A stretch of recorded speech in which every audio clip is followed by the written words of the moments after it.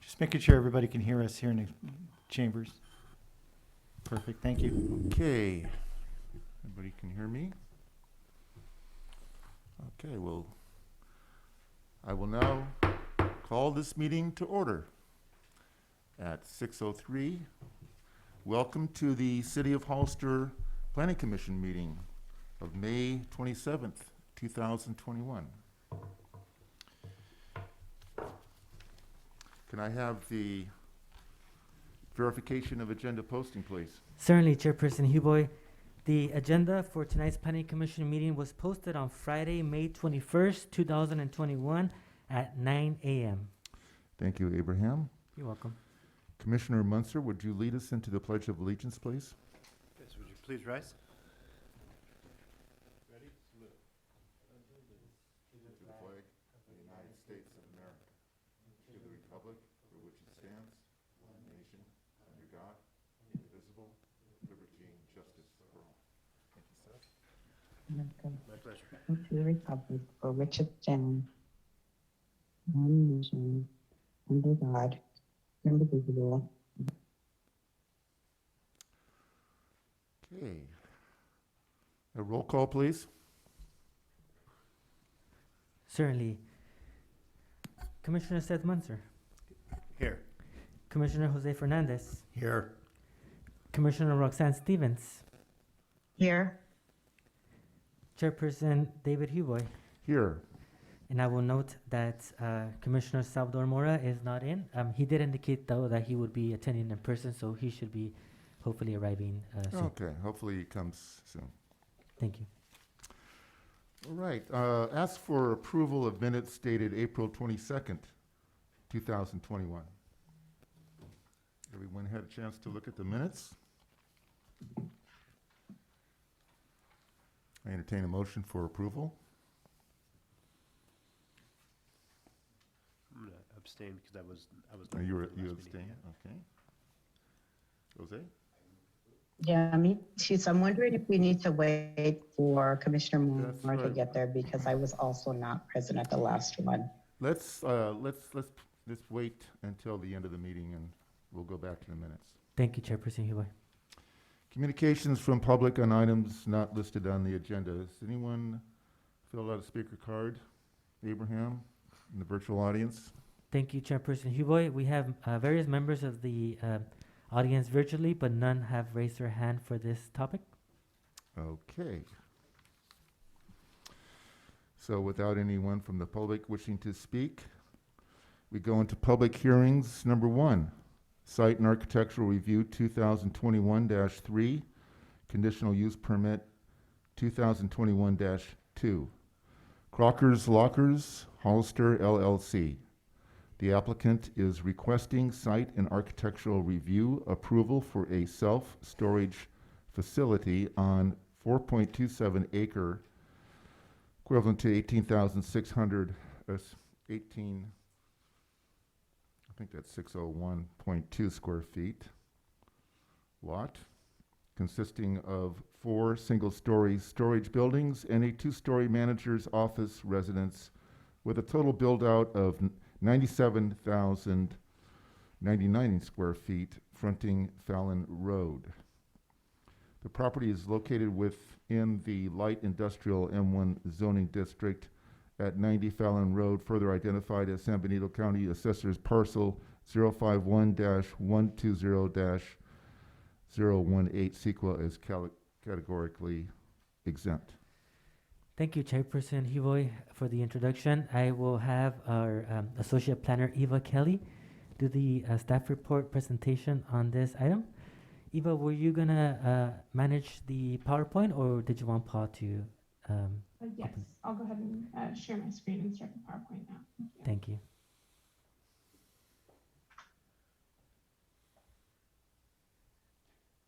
Is that working for everyone? Full screen display? Yes, we can see it. Okay, great. So yes, as mentioned, this item is Site and Architectural Review 2020-3, Conditional Use Permit 2021-2.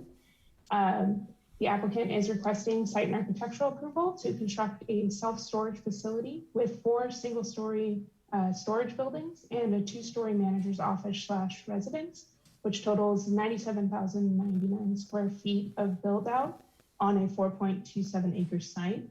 And this is in conjunction with a conditional use permit to both allow a self-storage facility within 500 feet of San Felipe Road, as well as to allow an on-site manager's residence. And this project is located in the light industrial zoning district at 90 Fallon Road. This is the proposed floor plan of the storage buildings with potential future change that you can see in the bottom kind of right or left of your screen. That's a potential future change to the internal units for building E. The south elevation of the project will face Fallon Road, and this contains the main entrance to the site. Beginning on the west corner of the building, so this would be the top left where there's a sign that says self-storage. There's going to be a faux storefront entrance with stucco and brick accents and a location for signage. And then continuing on, there'll be a stucco wall, which will be broken up by trellises along large stretches of the wall. And there'll be sections of architectural build-outs, which have corrugated metal finishing and wood siding throughout as we continue across Fallon Road to the east. And the main entrance to the facility will have a tube steel rolling gate, which has a keypad entry for the patrons to go inside to the storage facility. And this will be located near the center of this south elevation. And directly to the east of the main entrance gate will be the 2-story manager's office and residence. The main entrance tower will have wood siding and a glass storefront entrance door with a window on the 2nd story and the residence portion, as well as an area for signage. And then the main body of the manager's office will be stucco with the brick accents for trim.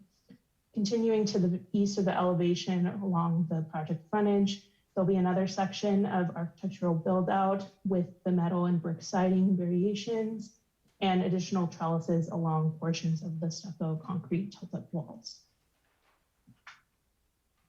Moving to the west elevation of the project, this will face Technology Parkway. Beginning at the northern end of the property, so again, beginning at the top left of your screen and moving to the right and then down below, left to right, there will be a concrete tilt-up wall which forms the end of building B. And then this will have a central architectural build out with wood siding and a location for signage. And to the south of building B, this will be a secondary emergency access gate with similar tube fencing. And then the remainder of the elevation of the street facing side of building E. And this will contain portions of concrete tilt-up wall, which is broken by trellises, architectural build-outs of metal, wood, and brick finishes, similar to the build-outs on the front elevation. And finally, on the southwest corner of the site in the lower right-hand side of your screen, that is at the corner of Technology Parkway and Fallon Road, and there'll be a faux storefront that wraps around from the south elevation to this west elevation with stucco siding and another location for signage. Finally, the east elevation will face private property, and this contains only concrete tilt-up walls, as you can see, and this elevation is not visible from the right-of-way, so it is just a plain rear / side of the building.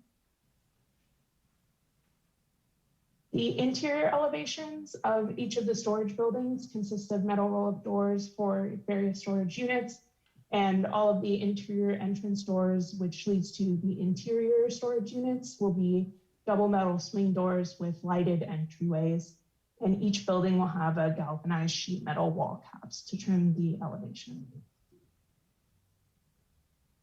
The landscaping on the site will consist of various trees, shrubs, vines, and ground cover, and there'll be a total of 29,878 square feet of landscaping throughout the site, and that is 16% lot coverage of landscaping, which exceeds the 10% requirement of section 1710.030 of the municipal code.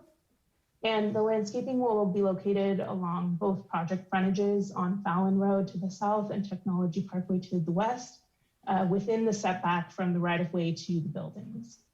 The landscaping will also be placed inside of the curved areas along the entrance to the property on Fallon Road, and it'll be within the parking lot and the manager's office. City of Hollister Municipal Code Section 1718.060 requires 1 parking space for each 10,000 square feet of gross floor area, as well as 2 spaces for any resident manager for self-storage facilities, so for this use. And the applicant is proposing 5 parking spaces, which you can see here on Fallon Road. And this includes 1 ADA space, as well as a 1-car garage, which you can see in the rear, which is for the manager's unit. The project proposing 97,099 square feet of gross floor area, as well as a manager's unit, would equate to 12 total parking spaces being required. So the project does not meet the parking requirements of the municipal code. However, the applicant is requesting a conditional use permit to reduce the parking requirements on the site. And this is because the storage facility is not anticipated to have an excess of customers which need to park outside of the entrance gate in this parking lot area. The majority of the use of the facility will be used by the patrons who drive their vehicles inside of the entrance gate to the storage facility, and they can park their cars along the road and in front of their storage units out of the way of the main drive aisles, which are wide enough for other vehicles to continue to drive through. So therefore, additional parking spaces are not necessary in the parking lot area for patrons, and they'll only be used by a few customers at a time who need to directly access the office rather than accessing their storage unit. If needed, an additional vehicle could be parked behind the manager's unit as well to provide that second parking space requirement, but there's nothing actually striped out on the plans. So this parking requirement too is met by the layout of the site, but it's not through a designated space. So that would be part of the conditional use permit request. The applicant is requesting approval along with the site and architectural review for a freestanding monument sign, which is located in the landscaping area along Fallon Road and near the entrance gate frontage. The sign is 6 foot 6 inches in height and 10 foot in width. And the sign face will be the top 3 feet of the sign, with the base having a stone veneer finish, as you can see. And the sign face itself, which will be a total of 30 square feet, and that's consistent with section 1720.120 of the code, which permits up to 1 freestanding sign with up to 50 square feet of signage in this industrial zoning district, or they could propose 2 freestanding signs which have no greater than 32 square feet of signage each. And this is consistent with both. And there's only 1 proposed monument sign for the site. In addition to the request for a parking reduction, the applicant is requesting conditional use permit approval, which will allow the construction and operation of the self-storage facility with a manager's use on this property. Pursuant to section 1710.020, a caretaker and employee housing, such as being proposed here, is permitted with the approval of an administrative CUP, and personal storage facilities are not permitted within 500 feet of Highway 25 or San Felipe Road. And the applicant has requested an exception to this rule to allow the self-storage facility at this site at 90 Fallon Road, which is about 100 feet to the east of San Felipe Road. And so the applicant brought this item before the city council previously to request this exception because there is a buffer of Technology Parkway between the project site and San Felipe Road. And Technology Parkway has existing mature trees and landscaping, which obscures the view of the project site from San Felipe. And it was determined that while the intent of the zoning code was likely to prevent self-storage facilities from affecting the aesthetics of the entrance to the north gateway of Hollister from San Felipe Road, as well as Highway 25, this site is uniquely located behind Technology Parkway. And at the time, staff's recommendation to the council was to direct staff to bring forward a zoning code amendment to clarify this section of the code if direction was given to permit this use. However, the city council directed the applicant to instead return with a request for a conditional use permit to allow this use on the specific project site. On this slide, you'll see the floor plan for the manager's office / residence. Again, administrative CUP is typically required for employee housing in the industrial area, but because they also require discretionary site and architectural, this use is before you as well. And the bottom floor will contain the reception and office space with the restroom and a rear office, as well as the manager's one-car garage. And then the second floor will contain the manager's living space with a bedroom, a den, a living room, kitchen, and a full bathroom. Here is a rendering of the manager's building and the main entrance off of Fallon Road. And then finally, here's a rendering of the view from Technology Parkway. And then there were a few conditions that staff is proposing amendments to from the conditions of approval for the S&A, for the site and architectural resolution. Staff's been working with the applicant on these changes as well as our engineering division. The first change proposed is a slight modification to condition 4, which adds the planning department, the city planning department, for approval for changes to the project. This is our standard condition number 4. The next change requested is to remove conditions 9 and 10. These are with regard to demolition permits and demoing existing structures, and there are no structures on the site which need demolition, so we're proposing to remove conditions 9 and 10 for that reason, as they're not relevant to the project.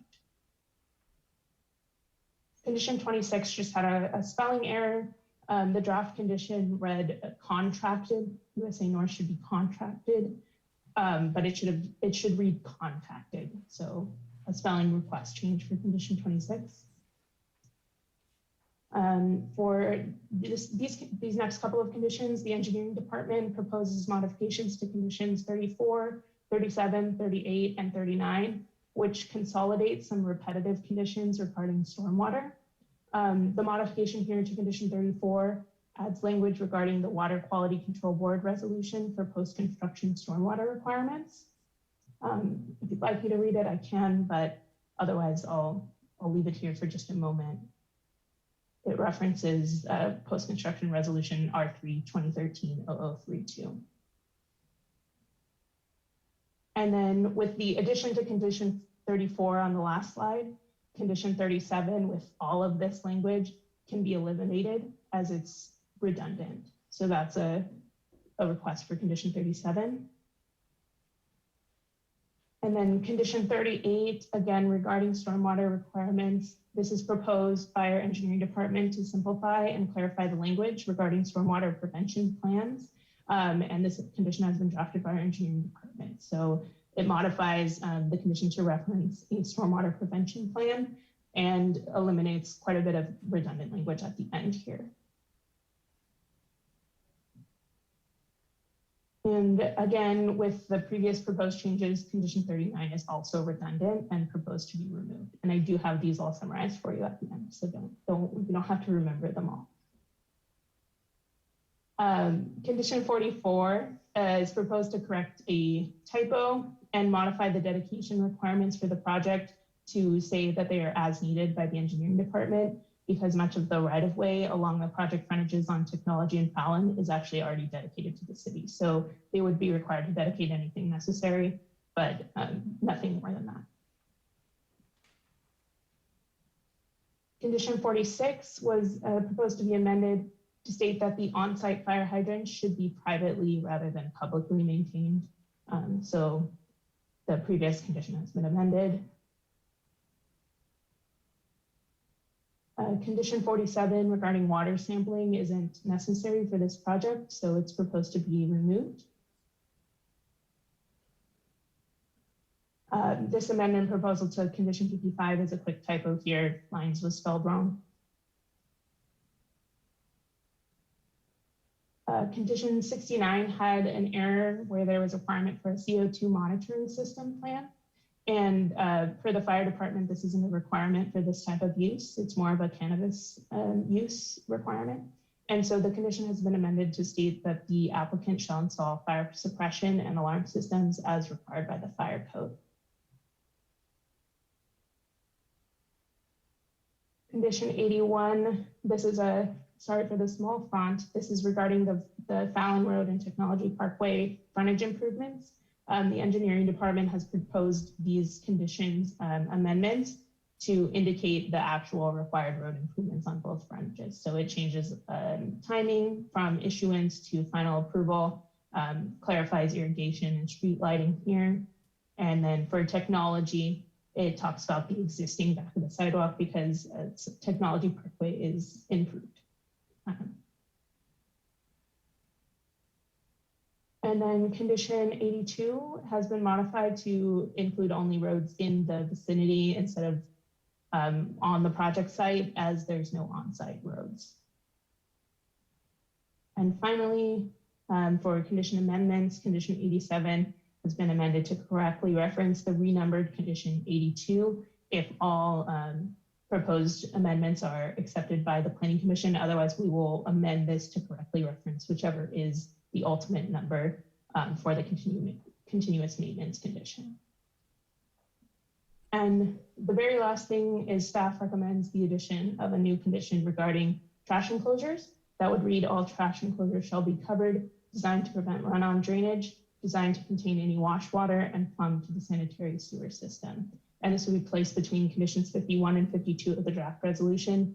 And again, if all conditions are accepted, all changes are accepted, this would become the new condition number 47. And with that, staff recommends that the Planning Commission review the applicant's request, receive all written and oral testimony regarding the proposal, and make the following two motions. The first would be to adopt a resolution approving site and architectural review 2021-3 with amendments to conditions 4, 26, 34, 38, 44, 46, 55, 69, 81, 82, and 87. The deletion of conditions 9, 10, 37, 39, and 47, and the inclusion of a new condition regarding trash enclosures as previously discussed. And then secondly, adopt a resolution approving conditional use permit 2021-2, subject to the findings and conditions contained in the draft resolution. And I'd be happy to answer any questions. Thank you, Eva. Any questions on the staff report? No, We're good? I have none at this time. Okay. And I'll open up the public hearing now at 6:24. Any speakers on this item? Thank you, Chairman Huboy. Yes, we have some speakers today, and the first one is Ann Hall. Ann, can you hear us? Yes, can you hear me? Yes, we can hear you. Yes. Thank you. Good evening, Ann. And good evening. First, I'd like to say thank you to staff for working with us to clarify some of this language. As you can see, Eva spent some time on that, and we appreciate it. But there is one condition I wanted to follow up on, and that was specifically in, I think it's now condition 77A. It talks about relocating the water line in Fallon Road, along the Fallon Road frontage. The water line is currently located in the right of way, but once all the road improvements are done, it will end up behind, if it stayed where it was, it would end up behind the face of curb. And this is not desirable, I understand that. However, this location of the water line is not unique to this property. It's like this all the way down Fallon Road, including the areas where there already is improved sidewalk. But we do understand the city's desire to move the water line in front and, move it over. But this seems to be more of fixing an existing problem than a direct result of this project. So the applicant would like to ask if this is eligible for any type of reimbursement, since it seems to be more of a capital improvement than a project-related improvement. What number condition was that? I don't see 77A, Ann. Chairperson I Huboy, think it's believe it's 81 87. on Is the that original 87? one. it would be 81A on your resolution. What is it? 81? 81A, and on page 13 of 15. Thank you. You're welcome. Thank you, Ann. So it's, yeah.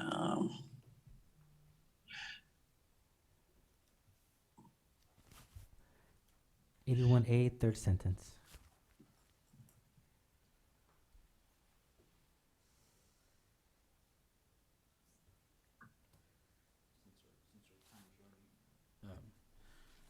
Since our time is running, Mr. Chairman, do you want to let her continue? Uh, That way we can, Yes, I'm not sure if she's done or not. But yeah, so while we're reviewing that condition, she has additional time. Thank you. Thank you, You're welcome, Sal. sir. Appreciate that. Thank you, I appreciate it, but that was really the extent of my question. I think we have no, no issue with the remainder of the conditions. But this one, again, we understand why you want it moved. We're just asking, it's a big expense that we hadn't really planned on, and we were just asking if it was eligible for any type of reimbursement as a capital improvement. And Okay, any other, does that conclude your, yes, that concludes Presentation my there. question. yeah? Okay. Thank you. Any other, next speaker, please? Yes, thank you, Chairperson Hivoy. Our next speaker is Jason Noble. Jason, can you hear us? Yes, good evening, Abraham. Thank you very much. First, I'd like to thank Eva for teaching Ann how to unmute her cell phone at the general plan study session so we can hear her. Thank you so much. I was able to speak to some of the planning commissioners before the meeting, but I just wanted to reiterate that at the encouragement of City Attorney Jason Epperson, we brought this before the City Council. And even though Eva spoke to it, I just wanted to let everyone know or remind them that the City Council voted 5-0 in favor of making the exception for the project being within the 500-foot buffer. Also at the City Council meeting, we brought forth, and I don't know if they're in your packets, but we brought forth letters from many of the neighbors and businesses in the vicinity of the project, all in support of it. I just wanted to point out that Mr. Crocker, who has a tremendous history in construction of projects such as this, this is a Class A building, and I think we're very fortunate to see a project like this come forth in Hollister. Thank you so much. And thank you, Jason. And by the way, normally I disclose this before the staff report, but Jason did come by the office and he was granted 3 minutes to give me just for general information only. Very well. Thank you, Commissioner Hivoy, Chairperson Hivoy.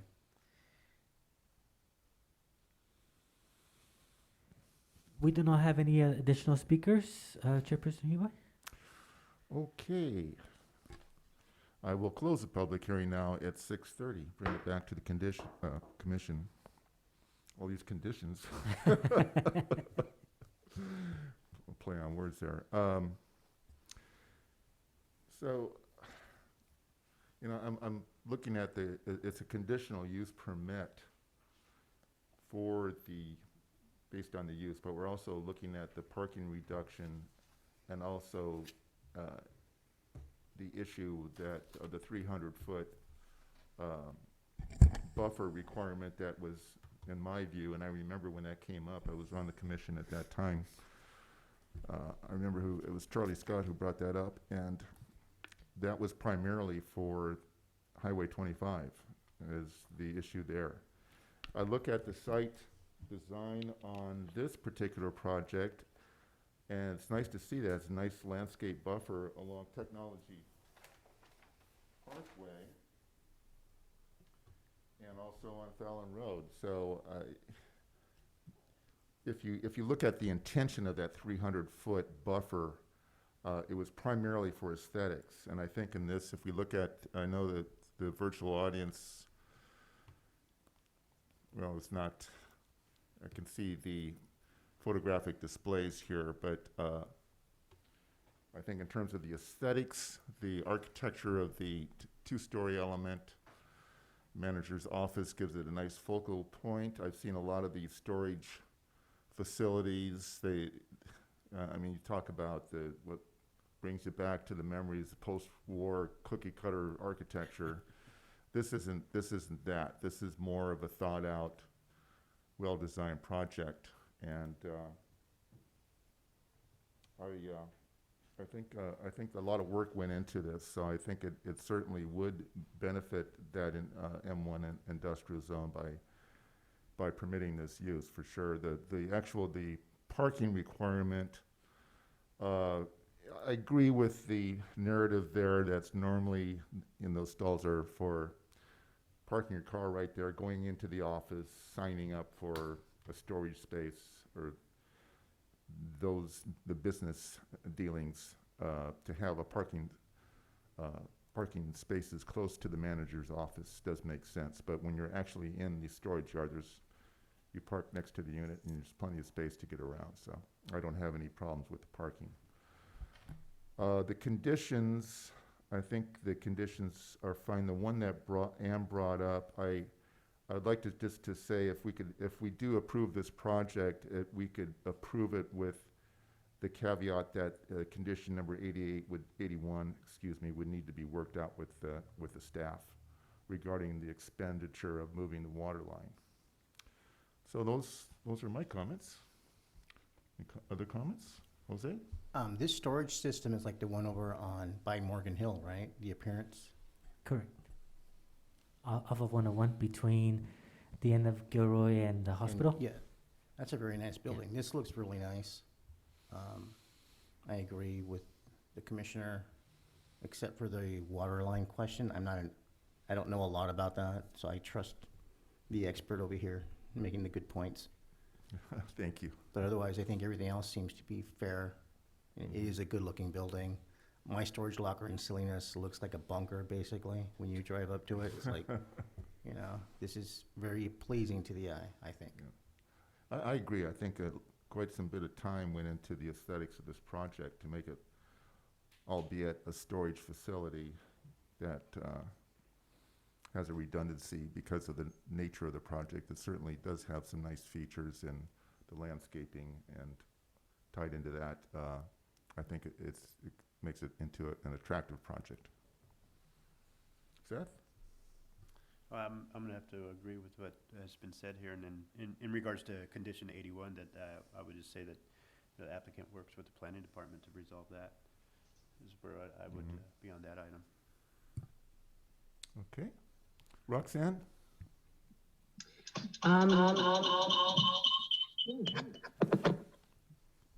That's quite a statement there. I don't know, Roxanne, you don't know. You but hear me? Yeah, you're. You can hear Okay, us. sorry about that. I'm It's just like having an like echo serious chamber. audio problems with my laptop, so I'm trying to work with my cell phone and my laptop. And anyway, it's not as easy as I thought it was going to be. But I have a really quick question about condition 81. I just would like to get a little bit of information from staff about why that was a condition initially, because if what Ms. Hall is saying is accurate, that it's not really part of the project. Then I'm just curious why that is even a condition in the first place. I'm just trying to better understand. Do we have anyone from Public Works that might be able to shed some light on that, Abraham? Yes, we do, Chairperson Huboy, and thank you for that also, Commissioner Stevens. We do have our acting city engineer, Mark Falgo, on the line. The engineering department helps with the preparation of the conditions of approval that require utilities. And so, Mark, can you hear us? I can. Thank you. Hi. So the water line is, from a city maintenance standpoint, we'd prefer it to be under the asphalt in the roadway instead of under a new concrete walk that is part of this project. In addition, the project there's a condition to underground the overhead lines that are on Fallon Road, and that underground line will very likely go underneath the sidewalk and will be too close to the existing water line. That's the preferred location for the undergrounding. So we kill two birds with one stone. We free up the area to underground those overhead lines, and we get at the same time get the water line out in the pavement where the city prefers it for maintenance purposes. And these are caused by the project frontage improvements, essentially. Could the water line possibly be protected by a sleeve if it's under the pavement? Well, the issue, Well, it could be, but it's not typical construction when it's under pavement. It's usually not sleeved. Okay. Yeah.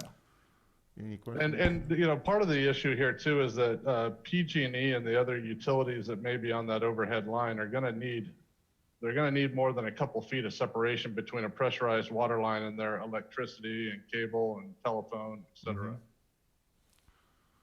Well, that makes sense. From what I understand and what Mark is telling us, that it's a requirement to separate the water line from the utilities, and that the pavement, it creates a maintenance issue down the line. So, I mean,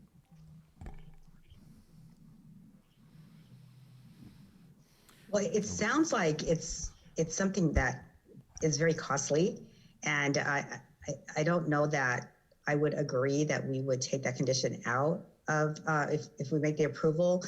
I kind of like, I do like what Commissioner Munzer said about maybe having them work with staff and try to resolve this issue. I Because I agree do with think that. it's a big issue. It could be really costly. So rather than just This is similar to the project we talked about for the Taco Bell facility, about the costs involved undergrounding there, and then it took some time to look into getting some more research on the cost, and I don't think it's a good use of our time tonight to analyze that. That's why I suggest I concur with Chairman Munzer that this issue would need to be worked out with the building staff and planning staff, so that they can analyze this with more definitive information. And that includes cost. So is this more of a, because it seems like this is something that the city planning, that the city would like to see probably with future projects down the road. Is the city going to make it a requirement to approach, or has there been consideration if any other business or any other project that's currently along the road, are they going to ask those businesses to do the same thing as what we're asking with this development? And that's one. And then the second thing is, because it does, after reading it and kind of hearing the explanation of why we want this done, seems like it's more of what the city would like to see. So if that's the case, it's kind of like, hey, we're getting someone else to do the work for us or cover the cost, which doesn't seem fair, in my opinion. At least the possibility of either splitting the cost, sharing the cost with the developer at the very least, especially if what they originally proposed isn't illegal or against any ordinance that we have. I think that might be something to explore as well, and at least be fair about it. Something I'd like for you guys to explore as well. Thank you, Commissioner Mora. Typically, when it comes to, like, for example, the example that Chairperson Huvoy brought up on undergrounding, in the past we've seen that normally it's a requirement whenever there's a project that's coming in, especially one where there's a vacant lot. We require all the frontage improvements, sidewalk, curb, gutter. That's when we require staff what would be for the best interest of the community, for the infrastructure of the community, for the safety of the community, what would be the best. And in this particular case, a vacant lot that's in the corner where there's overhead utilities, we would require, it's a typical requirement that the applicant, since they're going to be placing sidewalk, curb, and gutter, that they underground all of the utilities. In the past, we've had some concerns in regards to existing areas, like in where the Taco Bell example that you provided, Chairperson Huvoy, where there's already existing overhead utilities over existing development, and so it's kind of difficult to require one. There's lines, overhead utilities all along the road, and then all of a sudden, because one project is doing some adjustments to it, require them to underground. It's kind of an issue, and so So we're definitely considering that and that option. In the case of parcels like this that are vacant and as development starts occurring throughout, it would be we would require that same condition to all the projects as development occurs. Everybody will continue to underground. In regards to the particular matter on the water line aspect, Mark, would they, to answer Commissioner Mora's question, with the relocation of the water line to where it's proposed per condition 81A, is that then going to require then as others develop, I'm assuming that they're gonna be just required to be extending that line at the location where it's being proposed? I would foresee a very similar condition of approval on anybody else that's up the road that would be adding frontage improvements like sidewalk, so that we could get the water line out of the sidewalk and into the road to provide a free space so we can underground that entire stretch. So, I mean, the undergrounding is part of the reason for doing this. We got to provide a clear space for it. The other part is that, yeah, the city wants the water line out of the sidewalk. The water line was currently, was put there was no sidewalk there before, so. So it's a little different in this particular case, because in this specific case, you have a section of line that will conceivably be relocated because they're pouring a new sidewalk. But then once that section of sidewalk is poured, the line continues where its original location outside the property. So it's not a shared issue such as the undergrounding the overlines for the Taco Bell, because that benefited the other properties, and work was proposed for the Taco Bell owner to underground those lines that would benefit adjoining properties. In this particular case, the expense that is involved in relocating that line is only site-specific. Correct. And then, once development occurs outside of that area, the same condition would have, depending on the location of the water line, it would have to be the same condition for any other developer of another site with the same situation where the water line is currently in the location of where the new walk would have to be poured. Correct. So,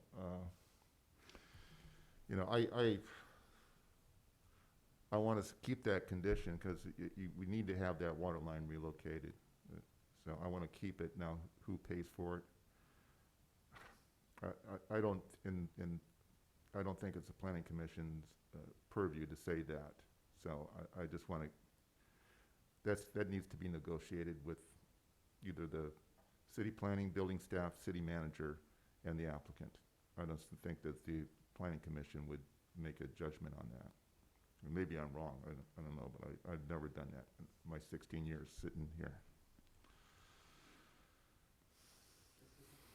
Chairperson Huvoy, I know Yes. that you closed the public hearing at 6:30 this afternoon for this item, but I just want to let you know that we do have a hand raised from a speaker. It's up to you and the commission if you want to reopen it or if you want to keep it closed. I'll reopen the public hearing for this one speaker. Open up the public hearing at 6:45.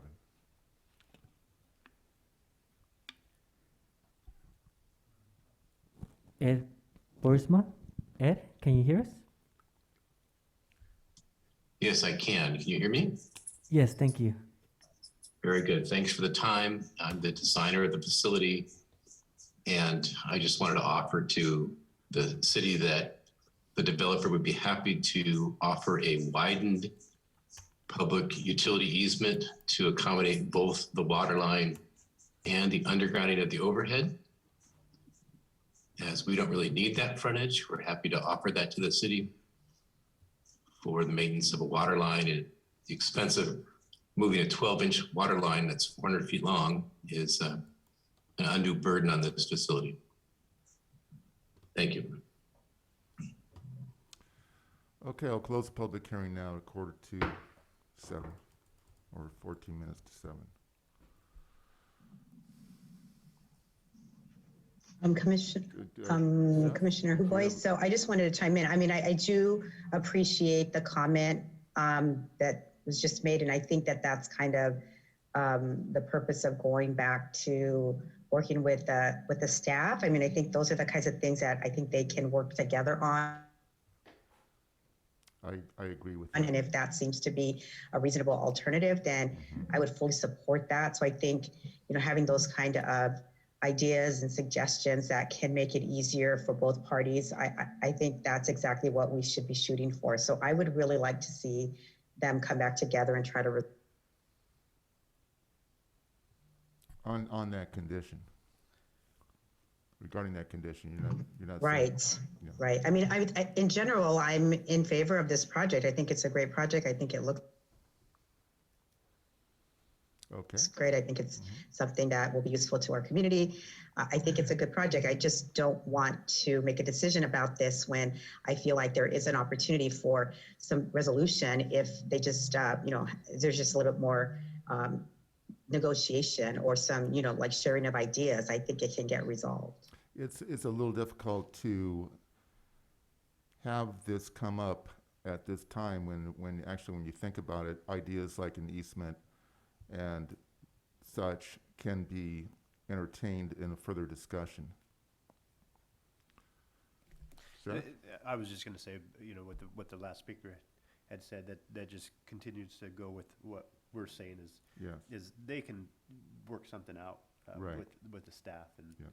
in regards to that condition. So I think there's something that they can come to an agreement on, and I think it can be handled at the staff level regarding that condition. I agree.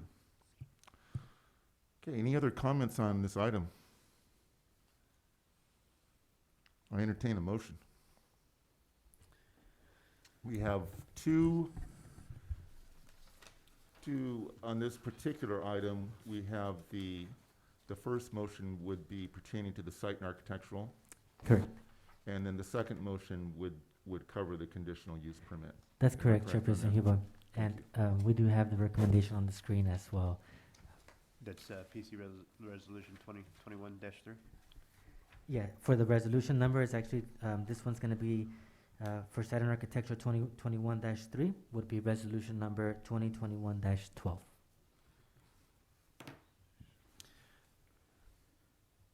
I will make the motion to adopt a resolution approving site and architectural review 2021-3 with the amendments and conditions to 4, 26, 34, 38, 44, 46, 55, 69, 81 with the conditions that we spoke about, that the applicant works with the staff. Conditions 82 and 87, and the deletions of conditions 9, 10, 37, 39, and 47. And the inclusion of the new condition regarding the trash enclosure as discussed. Okay, I have a motion. Further discussion on that motion? Do I have a second? I second. Jose, second. I have a motion and a second. All in favor, say aye. Aye. Aye. Aye. Aye. And the item has been approved. Chairperson Huboy, can we do a roll call vote for the Zoom, please? Most certainly. Roll Thank call you. on this vote, please, Abraham. Yes, thank you. Commissioner Munzer, Aye. Commissioner Mora, Aye. Commissioner Fernandez, Aye. Commissioner Stevens, Aye. Chairperson Huboy. Aye. Thank you. It's a unanimous approval. Congratulations and good luck on your project. Yeah, congratulations. Congratulations. Good job. Now we go on to The item- second one is for the conditional use permit, Commissioner Huboy. Oh, the conditional use permit. Thank you. Thank you.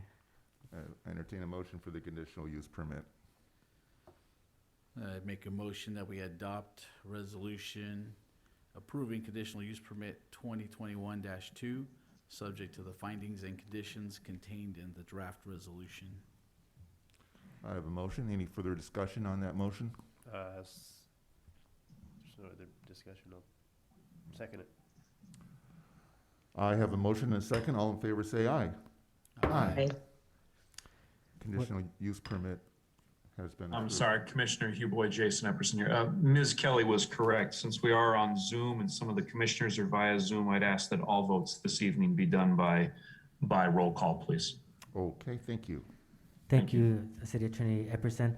And just for the record, that is for conditional use permit number 2021-2 is PC resolution number 2021-13. And with that, we will start a roll call vote, and we'll start with Commissioner Seth Munzer, Aye.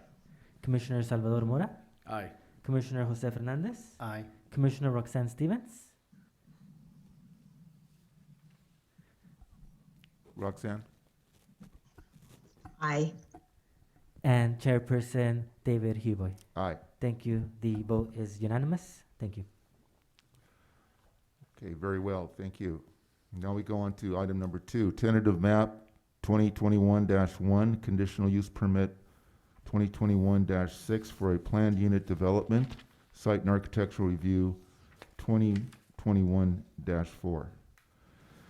Located at 1620 Buena Vista LLC, the applicant is requesting project approval to subdivide an 11.10 acre parcel into 130 multi-family units across 48 duplex and triplex buildings.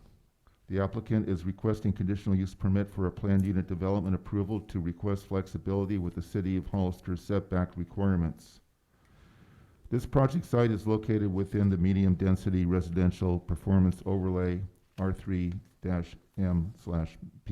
zoning district at 1620 Buena Vista Road.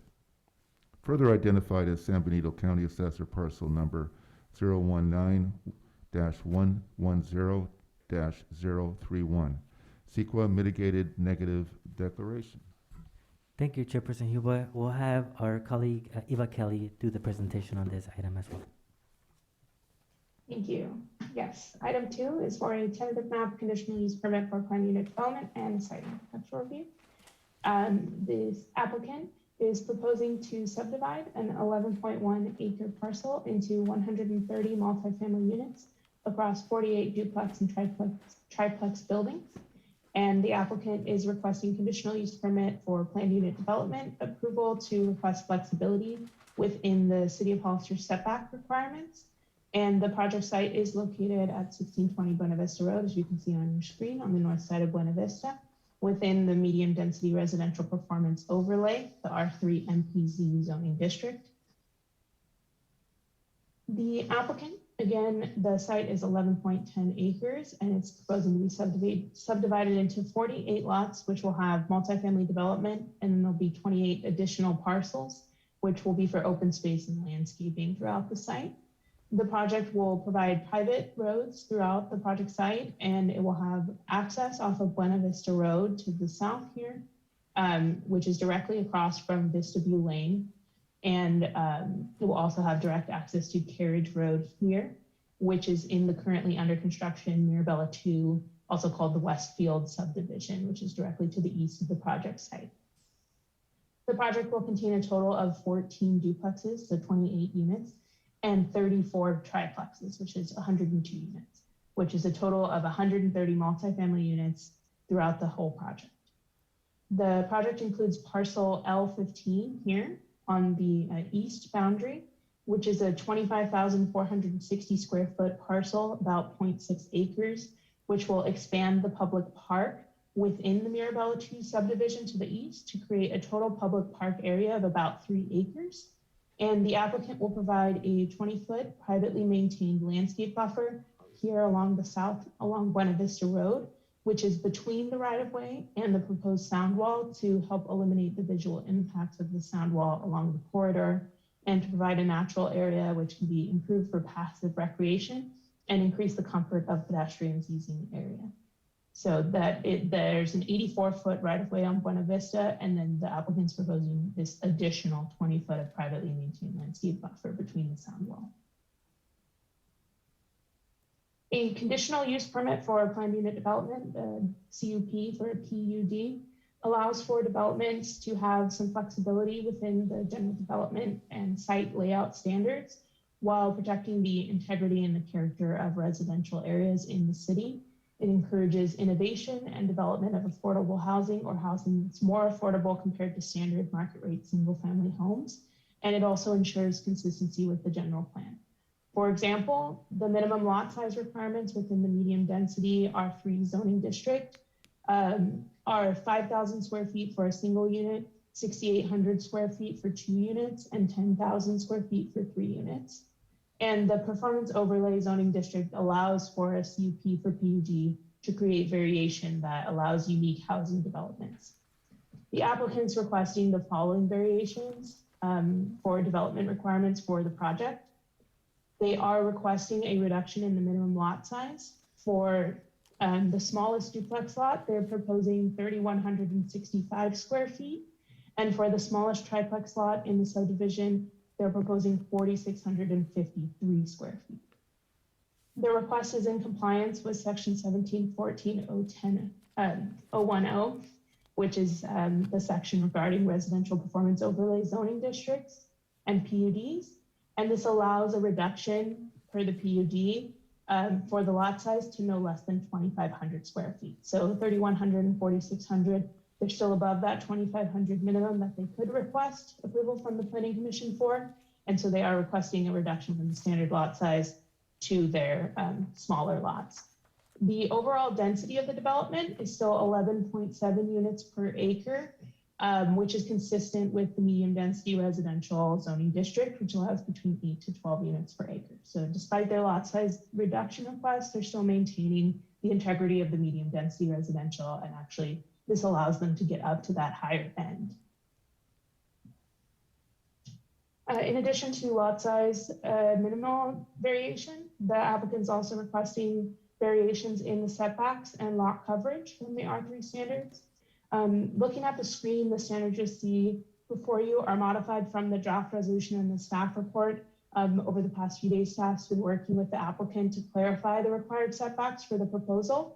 And in order to accommodate some of the architectural features shown in the plans, there are additional considerations for the second floor cantilevers, as well as architectural features, encroachments, which are being proposed to you tonight. Condition number 5 of the CUP resolution, and I'll also show that again near the end of the presentation, is proposed to be modified to the setbacks you see on the screen and also on the following slide.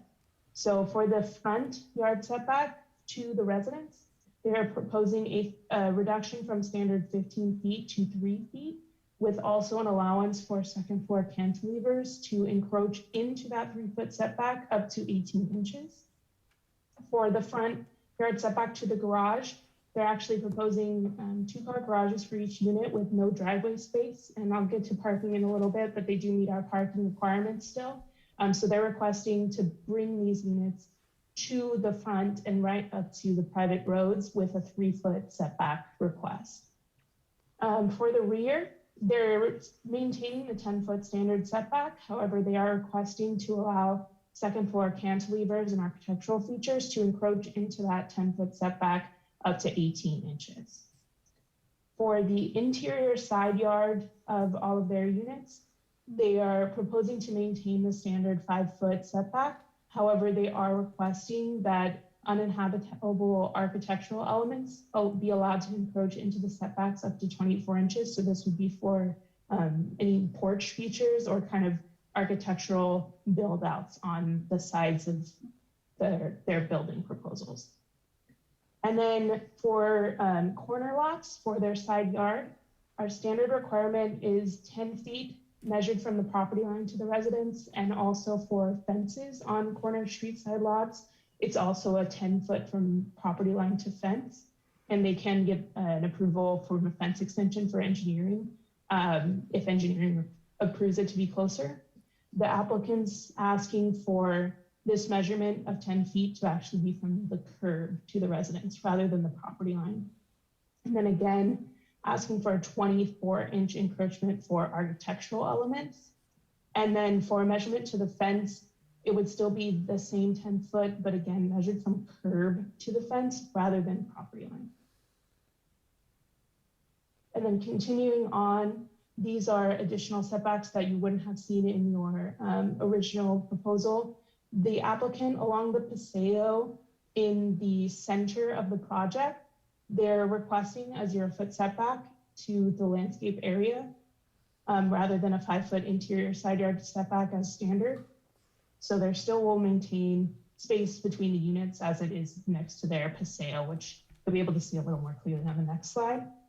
And then for porches, our standard zoning allows porches to encroach up to 6 feet into the front yard and up to 3 feet into the side yard setback, but no closer than 5 feet to the side property line. And they are requesting an encroachment up to 4 feet for porches into the side property line, which normally would be fine, or it's a little bit further, but they are gonna get some of the porches on some of the lots will go to 0 lot line or potentially to about 2 feet from the lot line on one particular set of lots. But all those that are 0 feet, and I can point out some of them, they're 0-foot lot line, but they're next to a landscape parcel. So they're still set back from the curb, just not from the lot line. So that is their request for porches. And then in order to accommodate the high density of units and the small lot size that they're proposing, they are requesting a maximum lot coverage of 70%. Besides from those three, lot coverage, setbacks, and minimum lot size, the project proposal is consistent with all of our other regulations in the zoning and subdivision ordinance. And so as I was discussing briefly, the Paseo here in the center, these lots, they would be requesting a 0 lot line, but as you can see, it's not that the parcels or the buildings are right up next to each other. And then like this lot, for example, I hope you guys can see my mouse at the very top left. This would be requesting a porch encroachment to the property line of 4 feet. But as you can see, there's also this landscape parcel. And so it would be set back from the curb farther than the standard 10 feet on a corner. It's just the way that the lot lines are drawn. They're requesting that encroachment allowance. So that covers the CUP. But because this is multi-family, the applicant's also requesting site and architectural review for the construction of the 14 duplexes and 34 triplexes on the parcels within this subdivision. Again, there's a total of 130 multifamily units proposed. There are 2 proposed elevations for the duplexes throughout the site. There's a farmhouse elevation and a craftsman elevation. And I have here the floor plans for you. Each of the elevations consists of the same floor plan for the 2 units. Each unit will have a 2-car garage on the first floor, a dining, living room, kitchen, and a half bath. And then the second floor of each unit will consist of 3 bedrooms with a master bath, secondary bathroom, and a laundry room. So they're a total of 3 bed, 2.5 bath units. So this is the second floor plan of the duplexes. Again, 3 bed, 2.5 bath. The farmhouse elevation of the duplexes has the entry to the Plan 3 unit on the left side here of the front elevation. It's recessed behind both units' 2-car garage entries, which will face the private road, whichever direction the unit's being placed throughout the subdivision. There's 3 windows on the upper floor of the Plan 3 unit, and this unit has an architectural build-out, a cantilever area on the second floor to break up the facade. Excuse me. And then there will be panel siding that begins on the build out and continues onto the roof peak and the Plan 4 second floor of the duplex. And the Plan 4 unit will have 2 groups of 2 windows on the upper floor, and units which face Buena Vista Road will have some additional panel enhancements which wrap to the architectural build outs of the right elevation, and you can partially see them from this elevation here. The left side of the farmhouse elevation is going to be made out of stucco material and features multiple windows on the first and second floor. And this is the Plan 3 elevation side.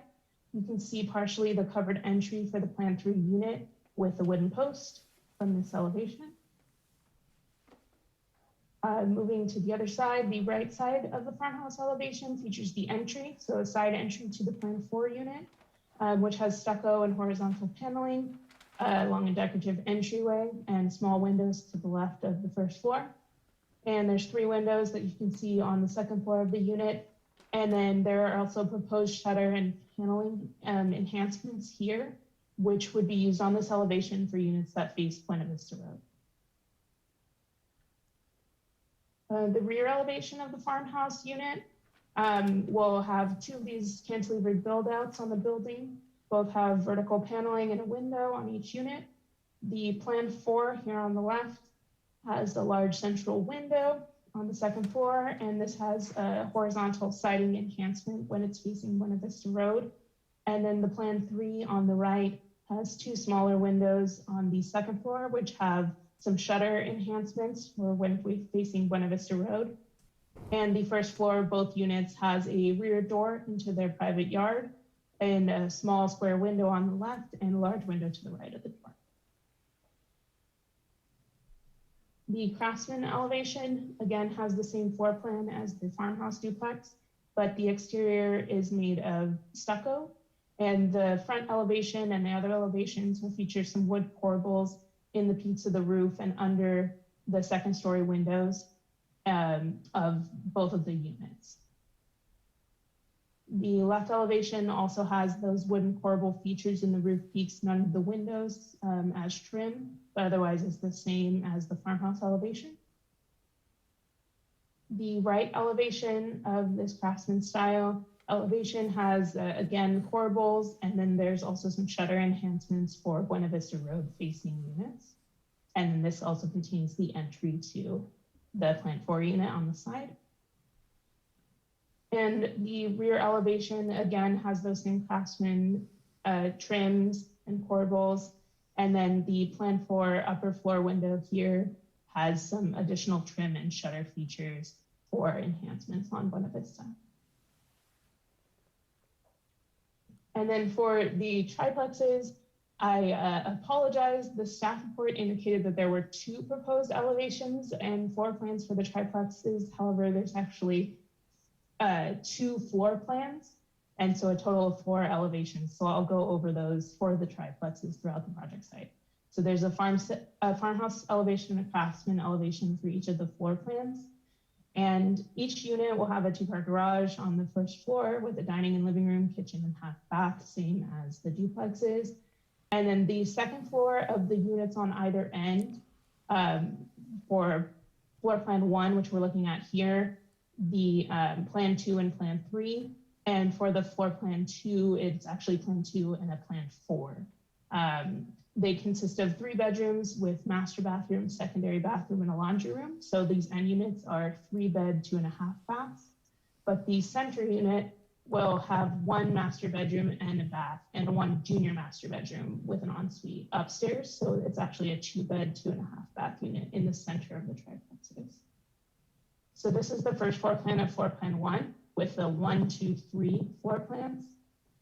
And then again, the second floor of floor plan 1. So 1, 2, 3, with the center being a 2-bedroom instead of a 3. And then the second floor plan of the triplexes has the plan 4 here instead of a plan 3.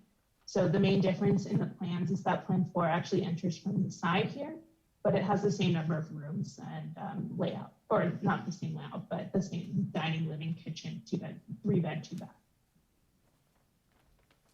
And the second story of floor plan 2. Eva, this is Paul.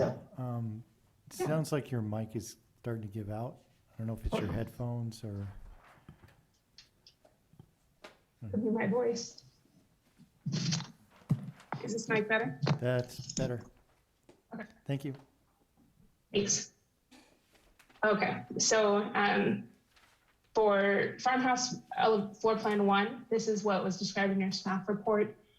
This elevation will contain the entry to the center unit and the entry to the plan 3 unit here on the right, along with the 2-car garages for each of the units. And the plan 2 elevation has only 1 window on the upper floor and architectural cantilever with the central window and vertical paneling. The central unit has a covered recessed porch entry and some small windows on the second floor. There's 2 additional windows here above the garage. And this second floor has horizontal siding as a feature. And then the Plan 3 unit has vertical paneling on their architectural build out as well, with a central window and some additional windows here on the right above the door entry and on the second floor. And then to show the second elevation, which was not shown in your staff report, the main differences between the farmhouse elevation of this one is that the plan 4, here has a different window arrangement, and the entry is not located on the front elevation, but is on the side. But otherwise, they're somewhat similar, and this is shown in a different color scheme, obviously. The left elevation of the farmhouse triplex with the first floor plan contains the entry to the Plan 2, and has a covered porch with some wood posts and a tile roof. And the unit has 2 small windows on either side of the door, and some additional windows of various sizes on the second floor. And the only difference between the 2 floor plans is that this second elevation has some additional enhancements, some shutters and some siding enhancements for units that face Buena Vista Road. Moving to the right elevation, this has a covered entry that you can see from this elevation for the Plan 3 unit on the side. And there's some small windows on the first floor of the unit and 2 additional windows on the second floor. And then this side on the right is where you see the main difference between the 2 different floor plans, as this right elevation contains the built out entry porch area for the Plan 4 unit. And it has some windows in different locations because of the different floor plan inside. And the rear of the farmhouse triplex has 2 architectural build-outs, cantilevered areas on the second floors of both of the end units. And the central, they have a central window, vertical siding, as you can see. And the end units each have 2 additional windows on the second floor, which have some shutter enhancements for, again, when it's facing Buena Vista Road. And the first floor of the units are mirror images of each other, again, with a rear patio entrance into their yard and a square and then larger window. And then in the center of the elevation, the middle unit has 3 evenly placed units and some siding enhancements for the second floor. And the rear is actually a sliding glass door to their private yard. The difference between the 2 floor plans is that Plan 4 has its cantilevered build out located on the opposite side, also back and forth. So Plan 3 is here, and then Plan 4 is the floor plan slightly different, so the cantilever's on the opposite side. But otherwise, very similar to the previous floor plan or previous floor plan elevation. The craftsman elevations of the triplex building is the same main features and floor plan as the farmhouse version, but has the stucco siding and wooden corbels that we saw on the duplexes. So a slightly different accents here. And there's some shutter enhancements that face Buena Vista Road, again, much the same way as the craftsman duplex elevation. So this is the front elevation of floor plan 1. Front elevation of floor plan 2, the main difference again is the entry to floor plan 4 is on the side, and there's a slightly different roof architecture. This is the left elevation of floor plan 1. Again, very similar, just corbel features, craftsman style features rather than farmhouse. And the left elevation of floor plan 2 has some additional craftsman enhancements for Buena Vista Road. The right elevation of floor plan 1, again, very similar to farmhouse, just with the craftsman versions of features. And the right elevation of floor plan 2, this is where the plan 4 entrance on the side slightly differs with a covered porch entry here. The rear of floor plan 1 is again similar with some enhancements for shutters and corbels and trim for Buena Vista.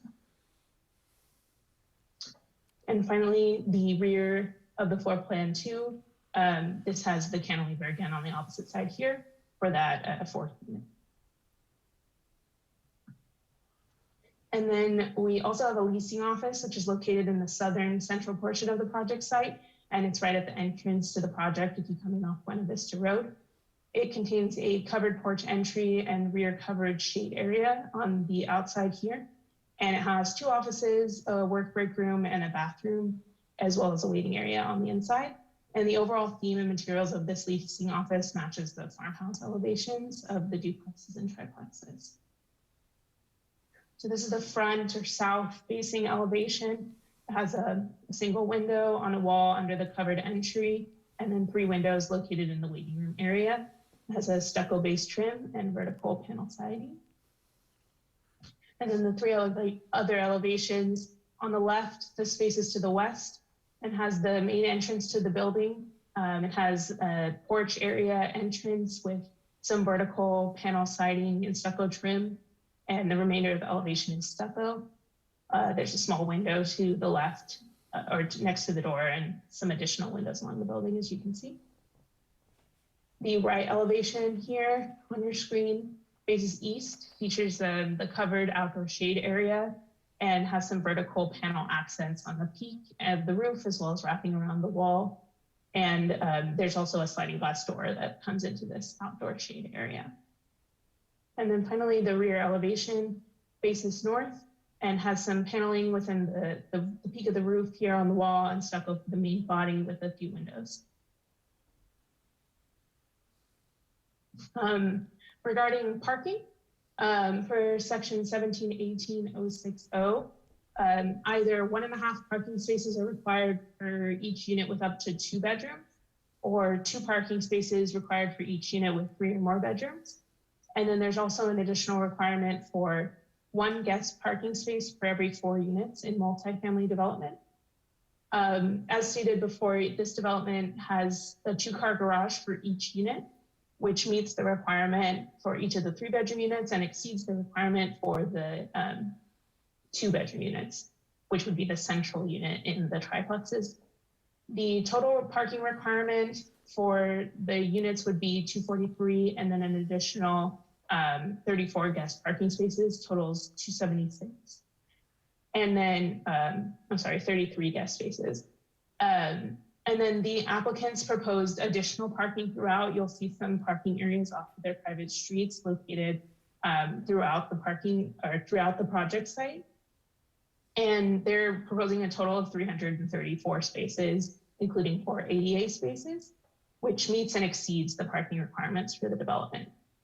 And then they've also been conditioned to ensure that there's a minimum of 10% of bicycle parking spaces, which would be 28 total required. So we'll work with them to make sure that there's some bicycle parking throughout the site as well. For open space, the applicants provided the minimum of 250 square feet of private open space at ground level for each unit. And there's an average of 350 square feet per unit. So that's a total of about 45,500 square feet of private open space. And section 1704.040 requires a total of 500 square feet of open space per unit, and that 500 is divided between private and common. So there's a total of 65,000 square feet of open space required for 130 units. And after you remove the 45,500 that they provided as private, there's 19,500 square feet of common that was required for the project. And as you can see here, in the Paseo and these kind of open landscape areas for the private development, there is about 36,000 square feet of private open space, which meets and exceeds the remaining requirement.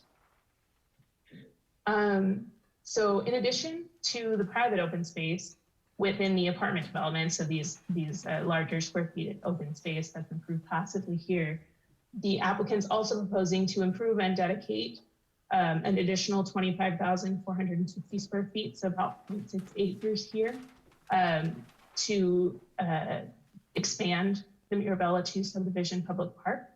And the public park dedication contributes to the applicant's Quimby Act park dedication requirements and is in addition to those multifamily open space requirements of our code. So the improvements to the park do contribute toward the major amenity requirement that we have for large multifamily developments.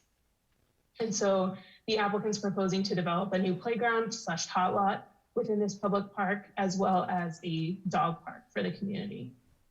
So again, the applicant meets and exceeds the open space requirements of section 1704-040 Park Code. Here's a continuation of the landscaping plan showing the central open space area and the expansion of the Mirabella 2 public park. And then I've zoomed in here on the landscaping of the entry to Buena Vista with their traffic circle here, as well as the leasing area open space lawn for the residents. And then here's a zoomed in view of the proposed public park improvements for the 0.6 acre dedication. The applicant's proposing to construct a playground area here with a couple of playground equipments.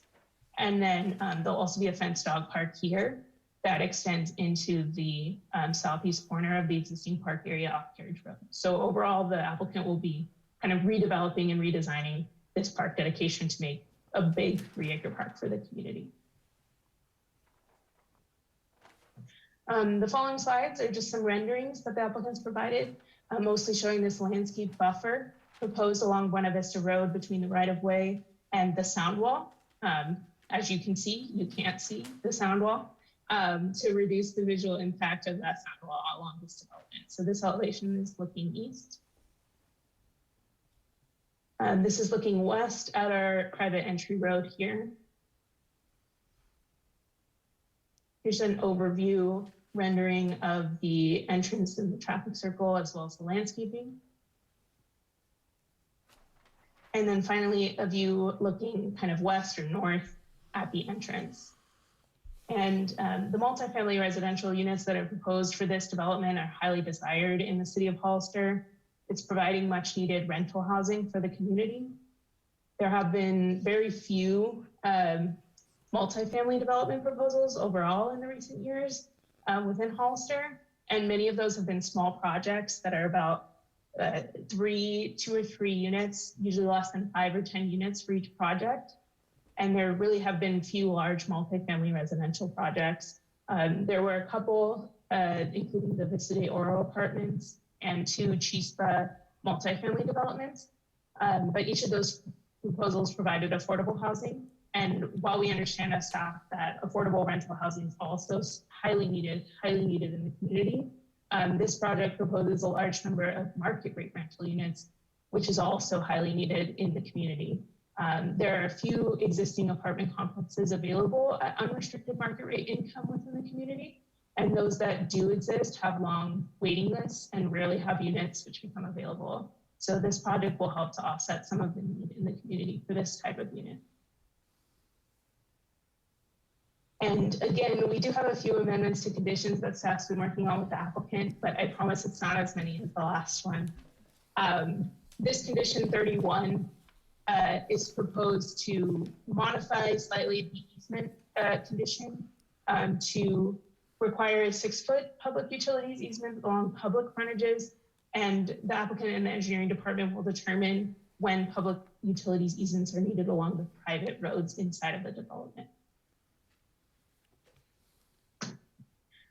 Condition 39E, the applicant requested and the city agrees that to remove storm drainage as part of the impact fee condition, all storm drain facilities will be privately maintained. So there shouldn't be an impact fee requirement for public maintenance of storm drain facilities. Condition 63 is regarding a continuous maintenance plan for the private facilities and open space. This just modifies slightly the timing of when they would submit that plan and have it reviewed and recorded for the city. So it would be prior to final occupancy rather than approval of the final map. And then as we previously discussed, the proposed condition 5 is to change all of the setbacks that were proposed to add these cantilever and architectural element encroachments, as well as change the corner to be measured from the curb to the residence and curb to the fence rather than from the property line. And then we'd also like to add a side setback for the Paseo units, again, to be 0 at lot line. And then for porches, just to clarify that porches can encroach into setbacks up to 4 feet. So those are the changes for condition 5 of the CUP resolution. And then finally, condition 12 of the site and architectural resolution is the same condition about continuous maintenance. And so we would be proposing again to change the timing of this. And then also there was some verbiage that didn't match. So this verbiage that's proposed exactly matches the other condition on the tentative map. With that, staff recommends that the Planning Commission review the applicant's request, receive all written and oral testimony regarding the proposal, make the following 3 motions. First would be to adopt a resolution approving vesting tentative map 2021-1 with the amendments to conditions 31, 39E, and 63 as discussed. Secondly, adopt a resolution approving conditional use permit 2021-6 for planned unit development with amendments to condition 5 as discussed. And then finally, adopt a resolution approving site and architectural review 2021-4 with amendments to condition 12 as discussed. And thank you. Tried to be brief for a very long presentation, but I'd be happy to answer questions. And I believe that the applicant's team is also online. Thank you. Thank you, Eva. I do have a couple questions. Do you know where on the set of plans that we're looking at that they address accessibility? You know how many accessible units are being provided? And I don't see any accessible parking on the site plan. That's one question. The other question is on the setbacks, am I correct to say that the applicant is asking for a reduction to 3 feet to the face of the garage, and then that would mean that the 18-foot bay projection would be less than 3 feet to the property line? Is that correct?